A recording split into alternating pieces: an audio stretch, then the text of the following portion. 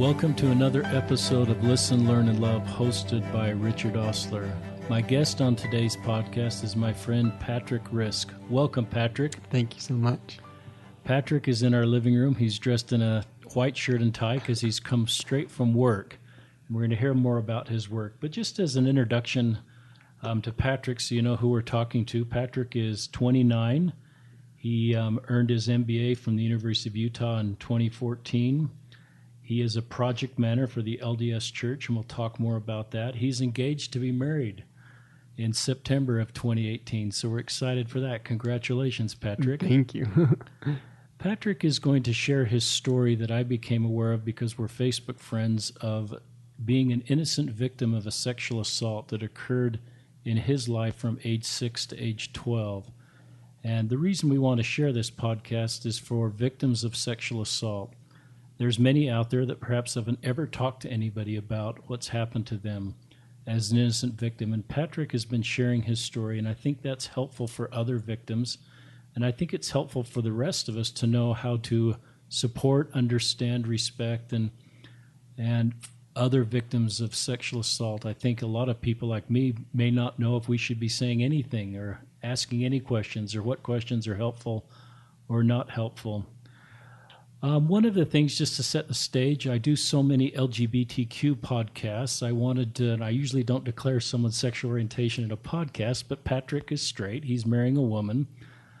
So he is one of the victims of sexual assault. And I've interviewed several others that their general conclusion is that sexual assault does not change their sexual orientation. And so I think Patrick feels like he was straight, when he was born, and he went through this sexual assault, and he is still straight. And so we'll just to set the stage there a little bit.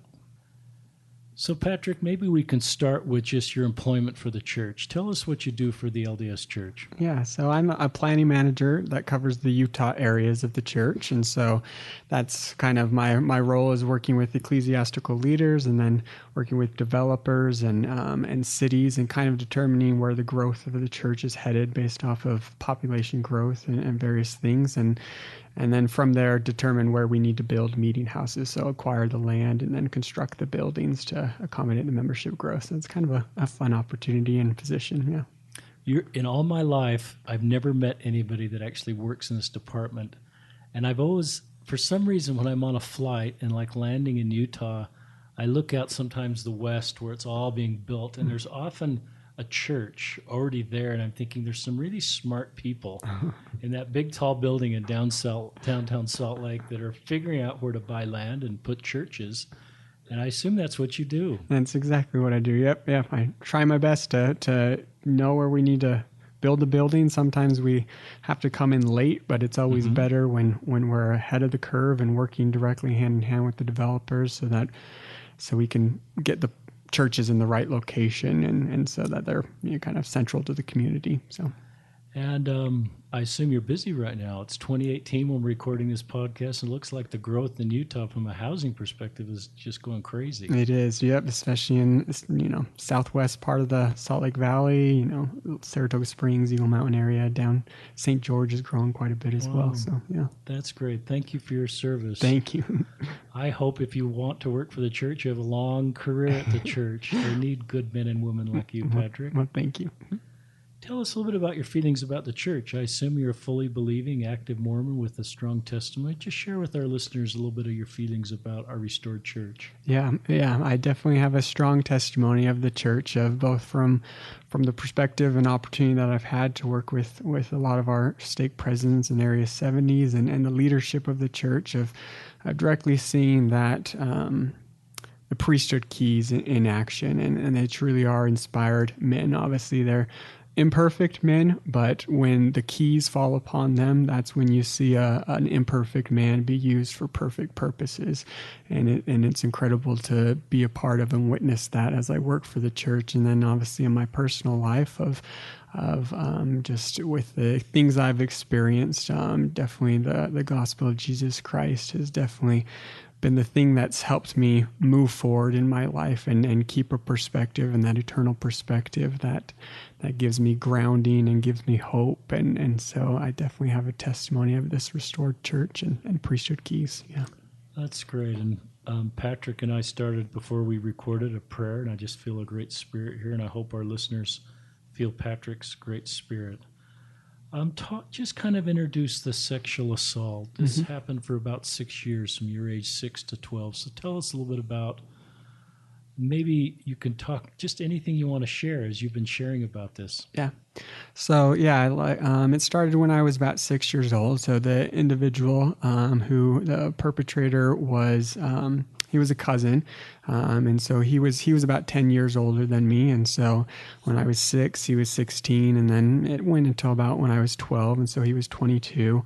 And this was a cousin and family that I was very close to, so he had a lot of access to me. I was always out at their house, and so I lived in Logan, and they lived in Millville, but kind of on a farm property, and so a lot of the abuse happened. At their house, but they had a shed where a lot of it happened. They also had an unfinished basement where a lot of it happened, and so it kind of as often is the case with sexual abuse of children. Obviously, it becomes you think of it as a scary thing, if you will, but it's not necessarily scary as in somebody that was sexually assaulted or an instance like that. These are usually instances where they groom the individual, and so it becomes a activity of kind of fun and games, if you will. They make it kind of a game, if you will, and so it's not as scary. And obviously, to a 6-year-old mind, you don't know what's going on necessarily. All you know is that this is an older adult that you kind of trust, and what's happening is it feels good, and so you don't really kind of know until later in life you start to realize more of the impact and kind of how it made you feel, and kind of the dirtiness of it, if you Mm-hmm. will. And then that's where you have to start confronting that. And so along those lines of, I didn't really confront the abuse until I was about 17, and then it started. How it kind of came out was I turned towards kind of an eating disorder, if you will. And again, if you read studies and various things on those who have been sexually abused, especially men, especially boys, and eating disorder is actually a pretty common thing. And I think part of that is just because it gives you a sense of control in an otherwise feeling out of control type of environment. And so I turned to that eating disorder, and then eventually through that of kind of through anorexia nervosa and then bulimia, I got to a very low weight. And so my internal organs and various things were beginning to shut down. And so my parents took me to the doctor, and then the doctor referred us to a psychologist to kind of figure out why am I doing this partly. And then through that process is when I started processing through the abuse, and started realizing the impact it had on me, and various things. And then through that process, eventually kind of confronted the abuse and then reported it. Wow, that's very And courageous. so, yeah. Did your health improve as you confronted the abuse? Yeah, it definitely did. Of kind of on obviously two fronts. Of obviously, as I started seeing the psychologist and processing through the abuse and the impact it had on me, obviously that helped me start to deal with the eating disorder, which kind of at that time almost started taking on a life of its own as well. And so started confronting that. But then also I did have to so this was my kind of senior year of high school, and my kind of for one semester of my year of high school, I had to actually leave school. I was either going to have to be kind of hospitalized, or I was going to have to be home hospitalized. And so, luckily, I have an incredible mom and incredible parents that supported me. And so, I was able to be home hospitalized. And through that Wow. process, my parents, my mom especially, helped really kind of get me back to a healthy weight where I could then go back to finish my senior year of high school, and continue to process through the abuse as well. And then eventually, like I said, the eating disorder kind of took on a life its own. So it kind of became a two battlefront type of thing of I had the eating disorder I had to work through, and then the sexual abuse as well. And it's obviously been a long healing process, but through great therapist and lots of support of my family, and then obviously the Lord, I've been able to get to a better place. So, and just so I remember, it was about 17 when you started to confront this. Yep. So that's about 12 years ago. Yep.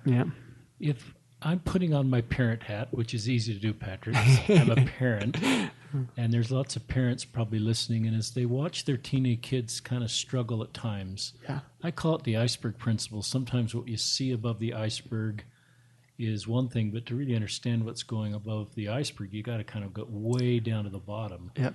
And that certainly seems to be part of your story, is where the weight loss is what everybody's seeing, including yourself. But so if I were a parent and thought you might be a victim of sexual abuse and actually asked you at age 17, would you have remembered it? Would you have said yes? Well, how would you even answer that question to a trusted parent? Yeah. And that's a great question. I think everybody comes from everybody's at a different stage. And I think there comes, because one thing I know, for instance, as I've been more open with my abuse, obviously a lot of individuals have reached out to me and talked to me about their stories as well. And there's been a number of individuals who have reached out to me and almost expressed to me definitely a sadness, but almost a level of guilt that they never confronted their abuse, or they never confronted their abuser. And maybe that abuser now, especially an individual that might be quite a bit older, their abusers now maybe passed away or whatever the case may be, but they never confronted it. And my message to them has always been, definitely never feel guilty for that. Because everybody comes from a different perspective. And I was lucky, I guess you can say, to confront my abuse when I was a lot younger. But that's definitely that's actually rare. Usually individuals, will be married well into their lives, have children of their own, and all of a sudden something happens in their lives that brings it out.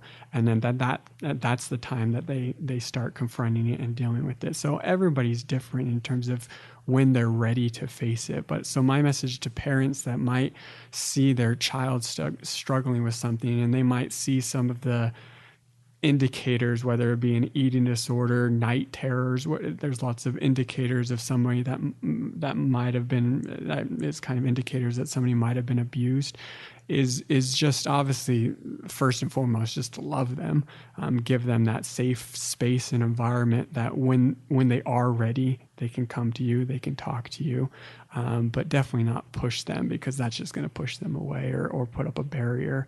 And so it's just creating that loving, safe environment where they feel like they can confide in you, I think, is the most important thing. Yeah. Boy, that's really thoughtful. I love your empathy for other victims and your feeling that everybody needs to take this on their own road. And you chose one road where you confronted your abuser, and I think he ended up going to jail. We may get to that, but other people may feel that's not their road. Yeah. And I love your empathy for other people. If I had talked to you at age 17, 18, did you feel guilt? And did you feel this was your fault, Patrick? Yeah, I definitely had to process through a lot of feelings of guilt, especially kind of on two fronts. Obviously, the kind of the acts that were done with me, and kind of the sexual feelings of guilt and confusion that there. But then also guilt when I did start confronting it, and I eventually got to the point where I reported it. Wow. Is guilt because this was a family member, and a very close family member. I loved him. I loved his parents. I loved his brother and sisters. I loved, my grandma, who he was the apple of her eyes. And so it was hard because they didn't necessarily support me too much. And when I confronted it, because they felt like it needed to be more, they took the standpoint and the view of forgive and forget type of scenario, and so they weren't too supportive of me in the process of reporting it, and I felt a lot of guilt in terms of that, because we kind of had the family there was a division obviously in the family of and I didn't want that. I never thought there needed to be a sides of there's not me versus him. It was just more, this happened and I needed support and he needed support in terms of getting the help he needed to deal with his issues. But obviously because of how individuals handle it, there was division in the family, and I felt a lot of guilt for that as well. And so definitely had to process through all that guilt and just realizing that it wasn't my fault, and everybody has their agency, and definitely the obviously sexual side. It wasn't my fault. I'm a 6-year-old boy, obviously, and but it took a while to work through that, and yeah. Do you feel the guilt's gone from you now at age 29? I think for the most part, obviously, I love to say that I'm completely 100%, great. But I think there's still times where you have to remind yourself, or because I think obviously if you take the more of a spiritual perspective, and Satan and the adversary is always going to try to find your weak spots and target those, and so obviously that can always be a weak spot for me, and so if there's something that has happened or something that's going on, obviously I'll also a feeling of guilt might come up, or that type of thing, or I have a memory of how close our family used to be and what it's like now. Also, I'll feel guilty about that, or that type of thing. And I think again, it's just a continual process of remembering that it's not your fault, and kind of applying the atonement again, if you will. And obviously, Christ, from his perspective, he's perfect, and so he says, once you repent, go through the process, he'll remember it no more. But we're not perfect, and so we will remember it. But that's just our opportunity to apply the atonement again. So I love, it's just very, very helpful. Boy, it seems to me like you didn't make any mistakes, or you probably don't want to feel like you're perfect. No one wants to, and I'm not saying you're perfect, but it seems like as this situation unfolded, you just kept making the right decision. Talking to your parents, opening up to your therapist. It seems like it was the right time to do that. With your health declining, it seems like you'd kept this. I'm not clinically trained, Patrick, but it seemed like you had bottled this up as effectively as you could. Yep. As a young boy and then a young man, and eventually, it became manifest in the eating disorder. And I admire your parents for getting good medical help, and then realizing that the medical help wasn't enough, and you need to get to people with good clinical help. Yeah. Did your parents feel guilty for not protecting you? And what would you say to parents that may feel guilty? Because I would never anticipate this for my own children. Huh? I just trust family members with my sons and daughters. So what has happened to you could have happened to anybody's family, and parents are protectors. So how did your parents navigate this, and what would you say to other parents? Yeah. I've talked with my parents about that, and as they've opened up to me, they definitely experienced, just like, me in a different way, obviously, but they experienced feelings of guilt as well, just like you said, of feeling like they didn't obviously protect me, or they should have known, or that type of thing. And, in my conversations with them, when we've had those, heart-to-heart moments and that type of thing, I've obviously I don't hold them accountable whatsoever. How would they know? And so that's what I would definitely say that to anybody, any other parents that might be facing a similar situation where their child was abused. Of definitely don't take it upon yourself to take the burden of the guilt of the abuse, because it definitely, you couldn't have known. Now it's just now it's picking up the pieces and moving forward from here, and what you do now with this moment, if you will. And so I think obviously there's opportunities there's everybody's got opportunities to improve. There's education that I hope more and that gets out there more and more. I've gotten involved with organizations such as Prevent Child Abuse Utah, and those organizations go through things like that, where teachers or parents or that type of thing can be aware of those indicators that maybe something's going on. Because obviously, if we can stop it before it happens, or stop it when it hasn't gone on that long, that's obviously a lot better. But looking back is hindsight, and we can't do that. We have to just look forward. And so I think definitely parents shouldn't take that guilt. And so I think how my parents have processed through it and they've worked through it is just understanding that they couldn't have known, and it wasn't their fault.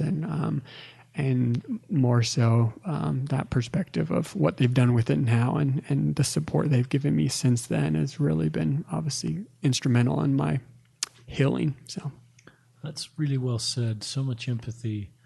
Talk to other victims of sexual assault. Let's talk to the ones that haven't told anybody. Yeah. That might be listening. What would you say to them? Yeah. They're maybe wondering if they should tell somebody or not. Yeah. I think, again, like I said, it's such a personal decision, and everybody's in a different place.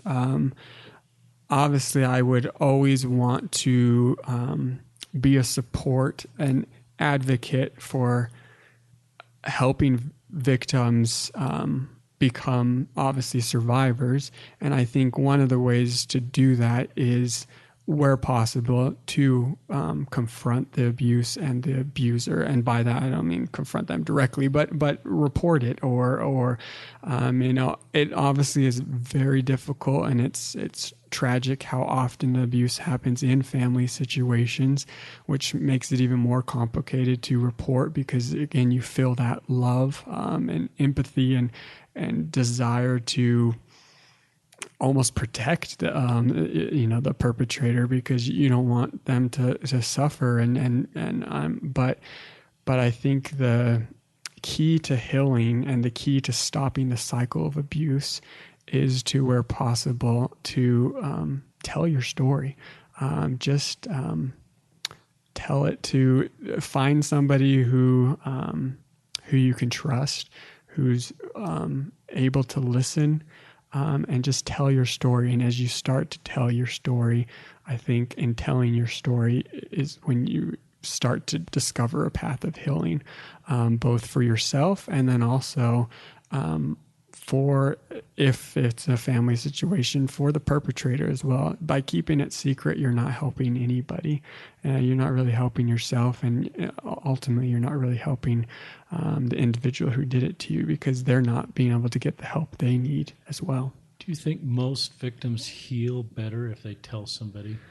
I think versus just keep this closeted their whole life and never tell anybody. Yeah, I don't, because they don't want to rock the boat, or they don't want to. I don't know what the right words are, Patrick. No, yeah, no. I definitely think that by telling your story, shedding light on the darkness, if you will, is when the healing takes place. You can't grow in the dark, and so I think the key is to telling it. Whether that means telling it means reporting the abuser, that's an individual decision. Obviously, I would always err on wanting to, because specifically wanting to stop the cycle of abuse if they're doing it to anybody else. But more so for your own healing, I think, again, telling your story to somebody who you can trust is just such a it's such a freeing process. I think of it's obviously scary and daunting. But I think just start small and start to tell your story, and as more light is shed on it, then I think that's where you kind of have that environment and opportunity for further healing. I assume telling your stories was part of the process to heal you. Yeah, and I mean, I didn't go. Obviously, I've been a lot more public with it, and now in terms of Facebook and that type of thing.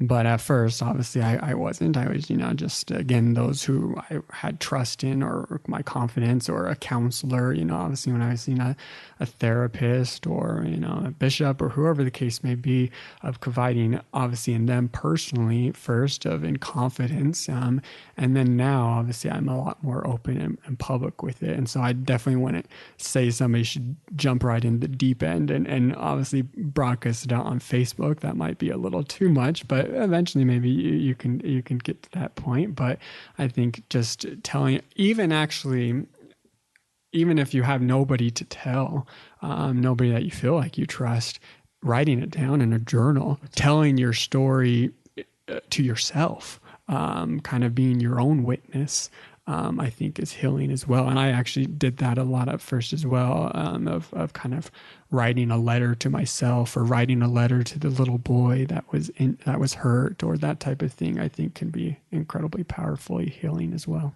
Well, I think it's a great idea. And it reminds me when I served in my YSA assignment, Patrick, I did tell people, well, you have the journal you're going to pass on to everybody. And then you have what might be called your therapy journal or your throwaway journal, where you may want to write some things that you really aren't going to ever share with anybody else. So what a great idea.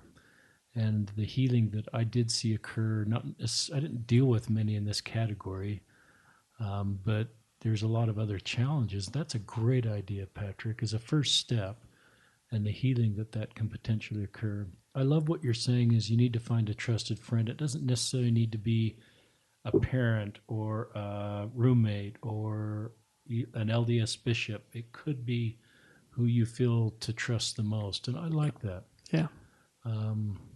Did you ever talk to your bishop about this? I did. Eventually, I talked with the bishop, and yeah, I talked with my bishop back in Logan, and then when I eventually moved to Colorado as well for my undergrad, the bishop there as well, I was open with him about it as well, because they were very helpful. Obviously, there was the kind of the physical healing that was taking place with the eating disorder, working through that with the therapist. There was kind of the emotional healing that was taking place as well, working with therapists a lot on that. But then there was obviously a lot of spiritual healing that needed to take place, and the bishop was helpful in that, especially in the kind of forgiveness process of not necessarily forgiveness for myself, because again, I didn't do anything wrong, but those feelings of guilt obviously made me feel like I did sometimes. But so working through that and understanding that, it really was not my fault, and there's nothing I needed to repent for, because, and so those conversations were very helpful with my bishop. Yeah. So yeah, if you have other bishops on our podcast today that want to be thoughtful for victims of abuse, what were the best things that a bishop could say to you, somebody who's an innocent victim here of a sexual assault or sexual abuse? Yeah, I think it was just, for me, it was obviously, in terms of cognitively, cognitively, I understood it wasn't my fault. But there's an emotional kind of side that, doesn't necessarily always, isn't logical. And so I think it was just that continual reassurance and that really loving reassurance from a bishop, somebody that, I consider, they had the priesthood keys, especially the keys for, judging and that type of thing, of a bishop reassuring me just that this is not your fault, and just stressing that point to me that you have nothing to feel bad about. You have nothing to repent for. You have nothing. You didn't do anything wrong, and just continuing to stress that point to me until finally I could start understanding it both emotionally, and my cognitive and emotional self started speaking the same language and saying, okay, yeah, this isn't my fault. And that really helped open up a path of healing for me. So I think that was the best message they could give me. It's very helpful. I assume you had priesthood blessings during this time, Patrick. Was there one priesthood blessing that sticks out in your mind that was particularly helpful? Around actually this time, which is kind of obviously a different, more than, it's a once in a lifetime, not just a priesthood blessing. But during this time, actually, that I was confronting the abuse is actually when I had my patriarchal blessing done. Oh. And in that patriarchal blessing, and I've obviously read my blessing multiple times, was a message of love. Of multiple times in my blessing, it talks about how much Heavenly Father and our Savior loves me. And that was really helpful for me, again, of just that message of love, of especially when you're in a space or a place where you feel broken, you feel like something's happened to you and now you have a scarlet letter on you. And how are you ever going to be normal, or how are you ever going to overcome this? Did you feel worthy of God's love at some point before you kind of went through your therapy? I think there was definitely times where I didn't feel worthy, or kind of that feeling of definitely feeling like. So this blessing really helped. It really to hear did. that from God. Yeah. Of just really understanding that Heavenly Father and my Savior love me, and that that they want the best for me. And obviously this horrible experience happened, but that's not any reflection on their love in some ways. And obviously coming through that, it is a reflection of their love, of their trust in me, that I could come to this life, I could come to this mortality, and that I could handle this. And they trusted me in being able to handle it and work through it. With their obviously support and the support of so many others, of it's made me stronger, made me more aware of individuals, and more empathetic to others. And I think all those things, all this experience has made me a better person in the long run. So. How has it made you stronger? I think, like I said, it's made me stronger especially in being able to understand others, and that perspective that everybody's going through something, whatever that something is, whether it's they were abused, whether it's they had a parent that was an alcoholic, whether it's they are from whether they're whatever. Everybody's got something that they're dealing with and they're struggling with, and being able to through my experience is kind of given me that insight to a deeper level of empathy that I don't think I otherwise would have had. In other areas, that's made me stronger, that I don't think, not saying that I wouldn't have been close with my parents otherwise, but this has made me extremely close with my parents because that's cool. And I'm so grateful for that, of how close it's made me with my parents. Of other areas it's made me strong is being more open with things, of being able to being more open with my parents, and just being able to share in our dialogue and our ability to trust one another. And so I think there's just so many areas where it's definitely through the process, it's made me more aware of kind of what this life is all about, and given me that eternal perspective that now isn't forever, and this moment isn't what defines you. It's kind of what you do with this moment, and kind of being able to work through it and have that eternal perspective. There's just a great spirit as you talk, Patrick. Um, Very tenderhearted for just the man you are and the gifts you have and the way you look at this experience and have somehow in this dark, awful experience that wasn't your fault, you've grown and it's given you some wonderful gifts. How do you manage hate or anger? As I'm sitting across from you, I don't feel any hate or anger. I feel this incredibly calm, mature spirit. So I don't know if you had any. I don't think you have any right now, but did you have any in the past, and how did you work through that? Yeah. Thank you. Well, thank you for your kind words. But I actually, and I want to stress, obviously, the point that again, everybody goes through a different experience, and even if the experience is similar, how we face it or how we process through it is different, and that's completely fine and okay and normal.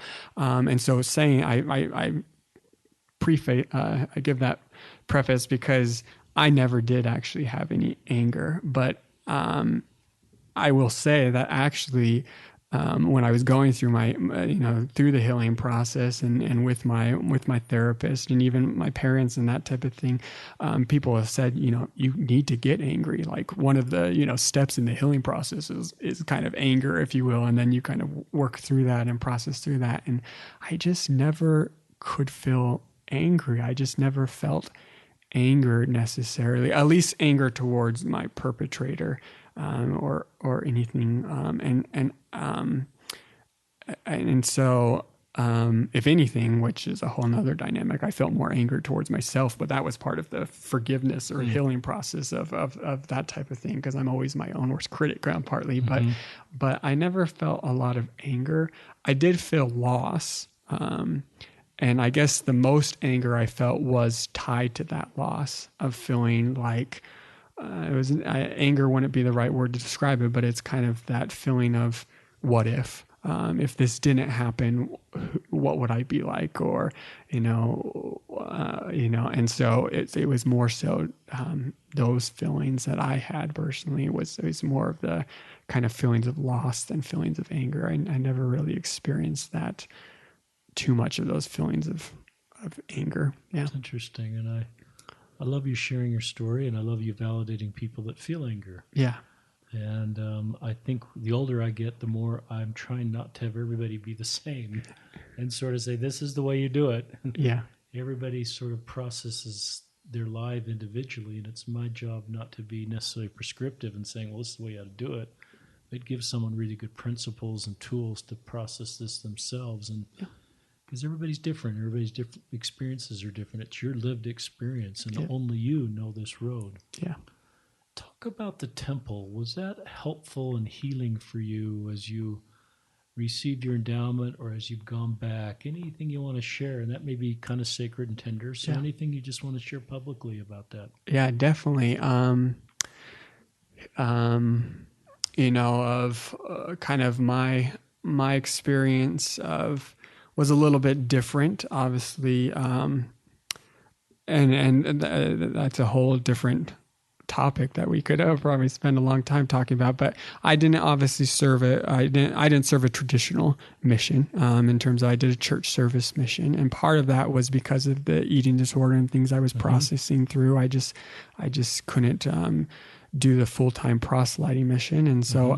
Obviously through that process, I experienced a lot of guilt on that as well. And then kind of tying back to what I just talked about in terms of the what ifs and all those types of things, the loss and all those types of things. And so, and then the feelings of unworthiness of how kind of the branding of Scarlet Letter of how could I ever, if I wanted to serve would I ever be called to be in a leadership position in the church or anything like that? That's now, really because honest. I didn't serve a mission, or would people look at me differently? All those types of things. But I mentioned that because so with the temple, my experience was obviously different because I didn't, go on a mission right when I turned, 19, or 18. and so I didn't get my endowments until after I got my undergrad. I got my undergrad when I was 20, so I was pretty young. And then I moved back here to Utah, and then I got my endowments at that point, and that was obviously a very without going into much of the personal, very sacred personal. The temple definitely was a saving grace and light for me. And kind of one of the pinnacles of, as I went through this healing process, it was kind of one of those final things, if you will, of kind of when I was able to go to the temple and really experience that level of light, like kind of as I mentioned before, of sharing my story, going through this healing process, processing through it. As I did that, more and more light was shed on the darkness, and in that light is where I found healing. And the temple was where I obviously the most light started shining. And every time I've gone back and all that type of thing, every time the temple obviously is that place of light that really just shines in the furthest most corners of the darkness and really starts to purify and get out those last areas of darkness as you really gain that eternal perspective that the temple offers, and that understanding of why we're here, what this is all about, where we're going, who we're becoming, all those things is really helped me a lot on my healing process. So yeah.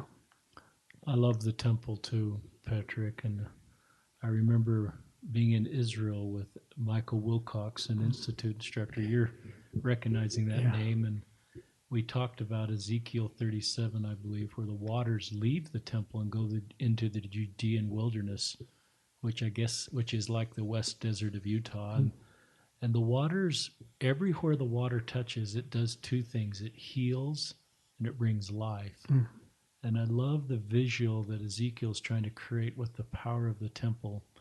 Yes, there's ordinance and covenants is there, but I just think it heals and it brings life, as represented by that prophecy and that visual. And so the more I talk to people and the more in my own life, and the temple is a place of healing. And we all need to be healed. I love that. So it sounds like that's happened for you and continues to happen for you. Yeah. That's wonderful. How long have you been engaged? So I got engaged so we've had a longer engagement, but That's great. so yeah, it's been good. But so I proposed on Christmas Eve. Wow. So we've been just working through all the details of she wants to have a really special day, and so How did you meet her? Singles ward. Yeah. Did you? Same ward or different? Same ward. Yep. So we were in the same ward. I was the elders quorum president, and then so I just met her, and then and so we dated for a while, and we were friends for a while, and then we started dating, and then so. And obviously, she knows your story. How is that? I haven't thought of this question. If you want to talk about how is that? Has that been a challenge for your relationship? Has it been a positive thing as you've come together to process complicated stuff in both of your lives? Yeah. Help walk our listeners through that. Yeah. It's definitely been, I think overall, it's brought us closer together. Obviously there's been challenges, specifically, and these are still things, obviously, especially, coming obviously my experience other than my abuse. I'm a faithful Mormon, so I've never obviously had sexual relations with a woman. Only the abuse that happened, and so. But with that said, I have obviously a lot of fear. That's really honest.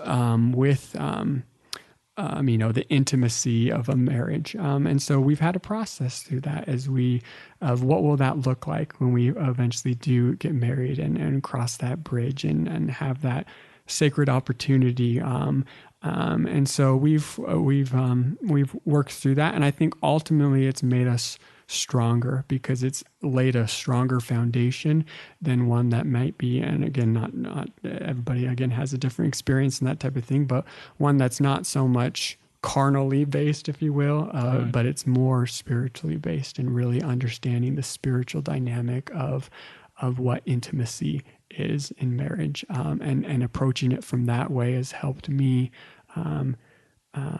have more feel more comfortable of going into that space, as you know, I continue to, really the last hurdle, or the last, not saying the last because there's always opportunities for healing, but this will be kind of the last thing with my healing is going back into that space of It's really honest. and so yeah.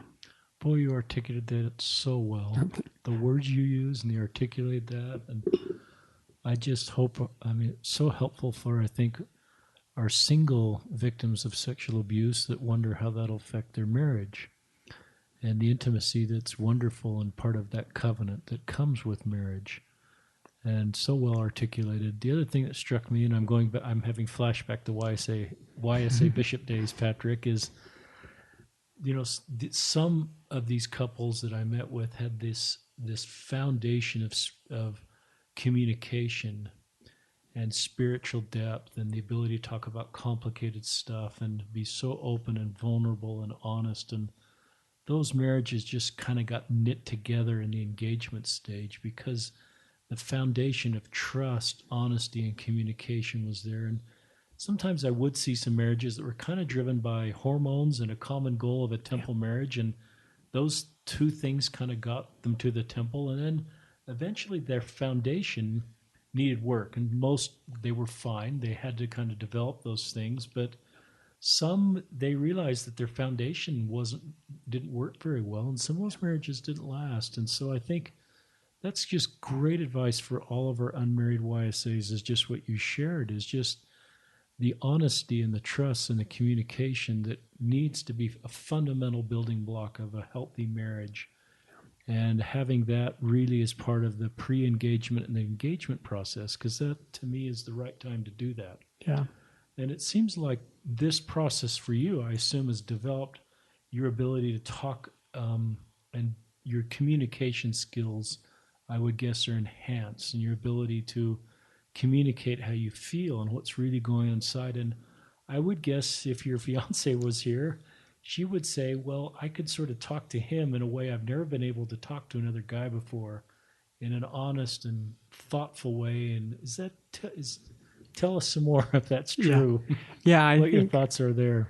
Yeah, I think definitely through this process, and obviously, both in terms of the things I've learned on my own, or things I've learned through the therapists I've met with, or that type of thing. It's definitely made me be able to it's given me the tool set to be able to dive a little deeper than maybe just scratching the surface of, you'll have a feeling and saying, why did I have that feeling, rather than just saying, I had that feeling and now I have to do something about it, of taking the step back and saying, I'm not the person that had the feeling. I'm the person witnessing the person having the feeling. You're the deeper level self, if you will, of your if you're the spiritual person witnessing this temporal person having this experience, partly, of having almost that step back perspective. And so having that has given me definitely the opportunity to have those deeper conversations, with my fiance, and as we both process through our own things, and then our things to our own issues or barriers, that type of thing, and then breaking those down and then working on them together. And I think that definitely, like you said, has laid a really good foundation that I think will serve us well as we get married, because obviously life is definitely not predictable, and there's always going to be something that some curveball that's thrown at you, and being able to have that foundation is going to allow us to know how to confront those problems together, rather than individually or in secret, or whatever the case may be. But like I kind of going back to that analogy of shedding light on a situation. And I just think there's so much power in bringing out into light whatever issue we're facing, because that's where the healing takes place. It just can't happen in the dark. It can't happen in the darkness of secrets and all that type of thing. I think it's in that place of light and understanding and openness that we really are able to, I think, have those critical dialogues and conversations and opportunities for healing. It's really thoughtful. I going back now to one of the things that you did is you wrote letters to your younger self, your 6-year-old self, 8-year-old self, as your 29-year-old self. Mm-hmm. Talk a little bit, that's kind of going back in the podcast, why that is a helpful thing to do. Yeah, I think it was extremely helpful for me in terms of, like I said, of cognitively, my cognitive self could understand things quite a bit. Obviously, I can, from a cognitive adult perspective, you can say, yeah, if I knew a little boy that happened to, what would I say? Yeah, of course I'd be like, oh, it's not your fault. I would, all these types of things. But then when you get into the emotional space, that's when things get a little jumbled because it becomes so personal, and then you start. And so I think writing those letters, it was kind of helpful. It was almost like, I became my own therapist, if you will, cool. Or my own, or of saying, if I was an adult, if I was, the adult Patrick, if you will, and I saw this little boy Patrick, or I knew of his experience, what would I say to him? Of it, like your perspective, like you said, in terms of if you were a parent of obviously your heart would break if your child, if this happened to your child. And so again, taking that perspective of almost disassociating myself from the experience partly so that I could have an outsider perspective of saying, what would I say to this individual that went through this? How would I support him? How would I make him feel safe? How would I give him the space to heal? And so that's kind of what writing those letters kind of gave me the opportunity to do, is kind of disassociate and then kind of speak to that little boy from a different perspective than obviously making it so personal and emotional and that type of thing. So I love that. I love that for all of us as we remember things that were difficult in our childhood and we understand cognitively what we would say, but how that then can potentially heal us emotionally. That's so well said. One of the things we touched at the beginning when I introduced this podcast is your sexual orientation being straight. I know we're talking about very tender things here when we're talking about that, and a lot of these podcasts are LGBTQ, and some, in my experience, some straight men and women have been the victim of sexual abuse, and obviously they're straight, and some gay men and lesbian women have been the victim of sexual abuse, and a general feeling that didn't change their sexual orientation. Without commenting on that too much, just walk us through. I don't know if there was a feeling of confusion for you and how you kind of worked through that and came to terms with your own sexual orientation. Yeah, definitely. Obviously, again, from a cognitive standpoint, and then obviously you have all the emotional, but just speaking from cognitive standpoint, and then I'll dive into the emotional. But cognitively, you have to say, I mean, you take a 6-year-old boy, and his first experience with sex is with a man. Obviously, that's going to cause a lot of confusion for this individual, especially when it went on for a number of years, and of kind of what is this all about now? How, and so yeah, I definitely had a lot of confusion and things I had to work through of understanding that, kind of going back to that standpoint of what is this intimacy all about, and that eternal perspective of is it just for the sheer, obviously again, a 6-year-old boy going through that experience, it felt good, but it wasn't right, obviously. And so understanding what intimacy is and what intimacy isn't has been helpful for me in my healing process of working through those feelings of confusion. But speaking to kind of the perspective of straight or feelings of being straight or gay, although I had lots of confusion in terms of my experience with what sex was and all the feelings and things that arose from having that with a man at such a young age, it was more so the thing that made me understand that, I was coming from a perspective of being straight, as I just never wanted to be with a man. And that wasn't because of my negative experience with a man or anything like that. It was just more so even a person my own age, obviously, of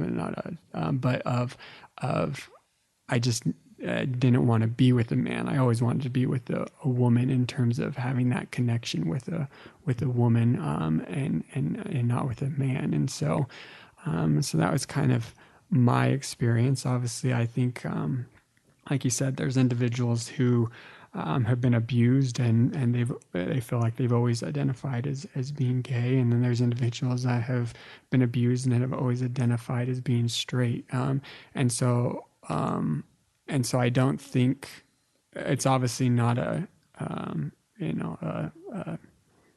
one size fits all of, if this happens to you, this is what you're going to become. And that's where, like, going back to obviously personal experience and how we each handle an experience differently, and it affects us differently in a different way. There's so many other variables that I think come into play. And so I definitely don't think it's a matter of, if you're abused, you're going to be gay, or if you're abused, you're going to be straight. You can't say that one way or another. There's just it's individual. It's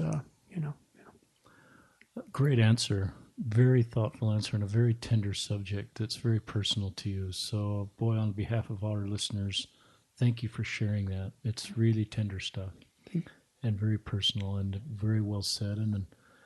And I think that's just helpful for all of us, because I think sometimes, as I talk to people that are gay, the assumption is that sometimes the very first question that someone will ask them is, when were you sexually assaulted? Yeah. As sort of a direct correlation to them being gay. And your answer was perfect. And I think that's helpful for all of our listeners to better understand this complicated space that you're in and willing to share. So thank you, Patrick. That was a great answer. Yeah. I love your feelings about the temple. I'm thinking of some of the wording of the temple that I won't repeat. I'm a temple worker. I guess I got that memorized, but I'm just thinking of some of the wording of the initiatory in particular, and what blessings there are in the initiatory, and how some of the YSAs that, felt incredible pain that was no fault of their own, and how healing the initiatory had been for them the first time through and to go through. There is all this pain that comes. There's pain through sin, and we sort of teach that at an early age, that to get rid of that we use the atonement. But then there's all these other categories of pain that come into our life that are not fault of our own type of pain. The pain of a loved one dying in a car accident, the pain of loss, which you've articulated, wondering, this maybe affected my ability to be a full-time missionary. So I served a service mission, and I think in the eyes of the Lord, you're just as equal, but sometimes in our culture, you feel different and you feel a sense of loss. So I honor your sense of loss, and you're wondering, what could that mean potentially for future callings? So I honor your sense of loss, and I have a hunch that you will have a chance to bless so many lives in our restored church. But any thoughts about just how the atonement takes away pain that is not our fault? And almost as a YSA bishop, the repentance pain, which you didn't need to take any of that away because there was no sin there, it's kind of almost simpler because there's these steps and you kind of do it, but this pain of all this other stuff that can come into our lives, I always told the YSAs the atonement of Christ can take that away, but I had less of a formula. Yeah. So any thoughts on that to help our listeners? Yeah, I think one book that I've loved is The Infinite Atonement. Yes. And I think it goes a little bit into that as well, of kind of We often think about, like you said it perfectly, of often just because that's whatever the reason is, but we often think of the atonement of healing sin, of obviously sin that we've committed. And that obviously is a big part of the atonement. But I would think almost equally is that, as you said, of I don't want to give proportions to which one is more, but it seems like almost more in my perspective of is that the infinite atonement or the enabling power of the atonement is what it does for healing when it's not your fault, when it's not sin, when it's because of what this life is. It's something that's happened to us, like you said, whether it's death of a loved one, abuse that's happened to us. Somebody did something to us. Somebody said something to us, or whatever the case may be. But that is almost that's the part of the atonement I think gets a little bit more complicated to talk about, and so maybe that's why it isn't as much. But I think that it really is where a lot of the power of the atonement is. It's in that of taking this fallen and difficult and painful and sometimes unfair life that we're all living in, and making it better, making it so this moment, this pain, this experience that we're in isn't forever. It isn't what defines us. It isn't. It's just our stepping stone to what is. And I think that's what the atonement is all about, and what this life is all about.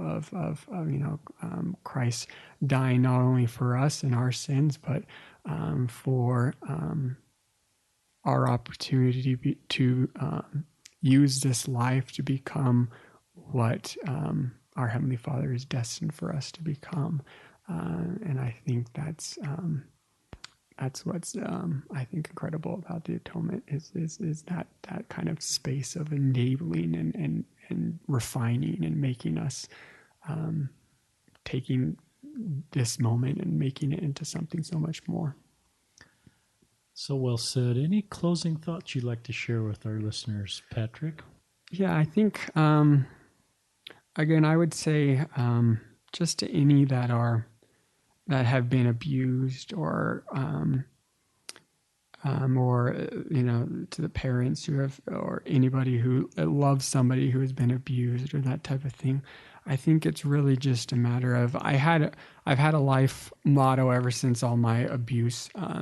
I started confronting all my abuse, 12 years or however long it's been, and it's been one day at a time. And I've just, and sometimes it's one second at a time, depending on how hard the day is. But if you just take it one day at a time, and if you try to keep that eternal perspective and just take it one step at a time, one day at a time, I think I know how hard the moment can feel, how painful the moment can feel, how confusing everything is. But if we can just try to step back, if we can just try to say, all right, I can make it through this one moment, and then the next moment and the next moment, and just taking that one step at a time. And sometimes you'll take a step back, but if we can just keep moving forward and keep that eternal perspective, then I think everything works out in the end. Sometimes obviously life isn't fair, and we don't know why things happen the way they do. But our Heavenly Father has the answers. And as we look to Him, and as we take it a step at a time, a day at a time, and rely on that enabling power of the atonement, then I think that's when this moment of trial, this moment of pain, can be transformed into something so much more, and that we can become better because of it.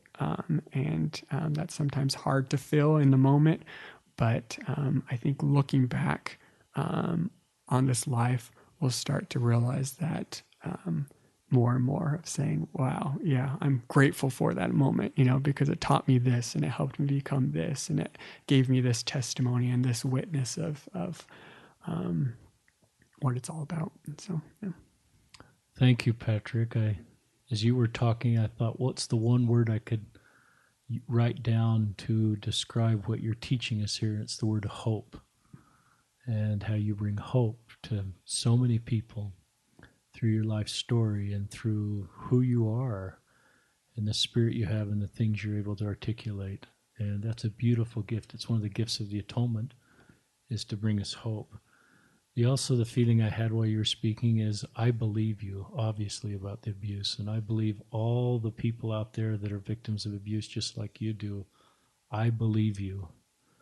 I believe you out there. And I know that you may wonder if people will believe you, but I believe you.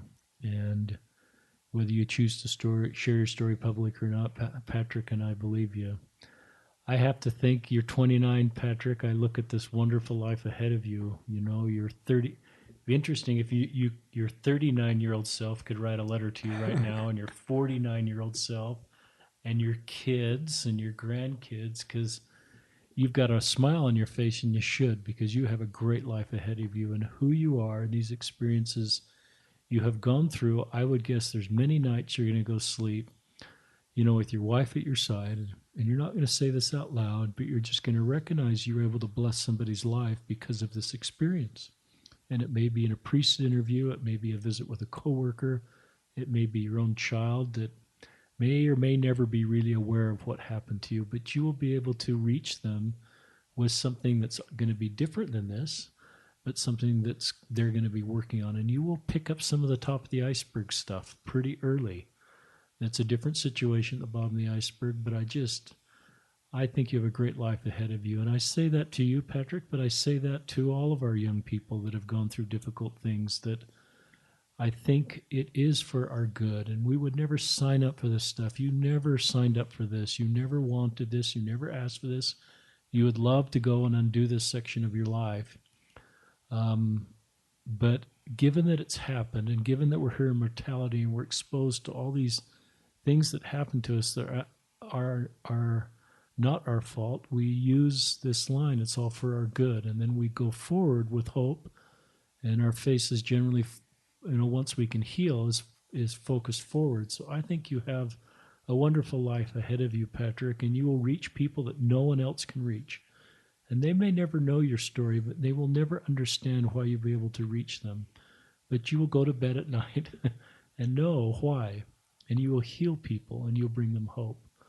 So thank you for joining us, Patrick, on this podcast and sharing your story. And thank you, our listeners, for joining us on another episode of Listen, Learn, and Love.